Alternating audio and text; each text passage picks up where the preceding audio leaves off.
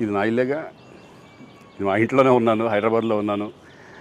So నేను విన్నాను పొద్దున్నుంచి, నాకు ఫోన్లు రావడం జరిగింది. నేను కూడా వీడియో క్లిప్ చూశాను. మన మీడియా మిత్రులు చాలామంది నన్ను అడిగి క్లారిఫై చేసుకున్నారు. వాళ్ళ దాంట్లో రాలేదు నాకు తెలిసి.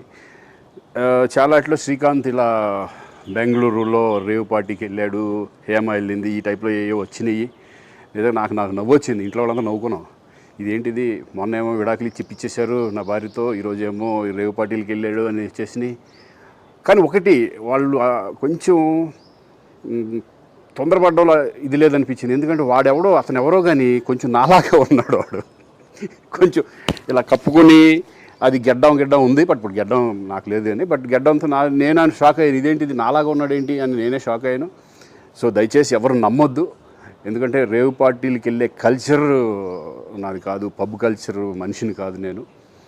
ఒక్కోసారి బర్త్డే పార్టీలకి వెళ్తాము, ఒకవేళ తెలియకుండా ఏదైనా వెళ్ళినా ఒక హాఫ్ అన్ అవర్ నుండి వచ్చేస్తాను తప్పితే అటువంటి ఏమీ లేదు. రేవ్ పార్టీ ఎలా ఉంటుందో కూడా నాకు తెలియదు.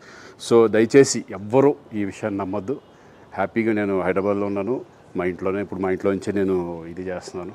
సో దయచేసి మీడియా మిత్రులందరికీ కూడా నేను చెప్పేది ఏంటంటే, ఏ విషయం కరెక్ట్గా తెలుసుకోకుండా మీరు కూడా థంబ్నైల్స్ పెట్టేసేసి నా బొమ్మ వేసేసి రేవ్ పార్టీలో పట్టుబడ్డ శ్రీకాంత్ ఈ టైప్లో వేస్తున్నారు. కాబట్టి దయచేసి ఎవరు నమ్మొద్దు. అది అతను నాలాగా ఉన్నాడు అనే ఒక విషయంలో మీరు పొరపాటు పడి ఉంటారని నేను అనుకుంటున్నాను. దయచేసి అది నేను కాదు.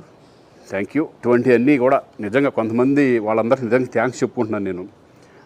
కొంతమంది మీడియా మిత్రులు నాకు డైరెక్ట్గా తెలుసు కాబట్టి, వాళ్ళ ఫ్రెండ్స్ లాగా నన్ను ఇచ్చేస్తారు కాబట్టి, వాళ్ళందరూ నన్ను డైరెక్ట్గా అడగడం, నేను చూసి ఇద్దరు నవ్వుకోవడం, వాళ్ళు వాళ్ళ దాంట్లో వేయకుండా చూశారు కొంతమంది. వాళ్ళందరూ కూడా నేను థ్యాంక్స్ చెప్పుకుంటున్నాను. దయచేసి ఇవన్నీ నమ్మొద్దు.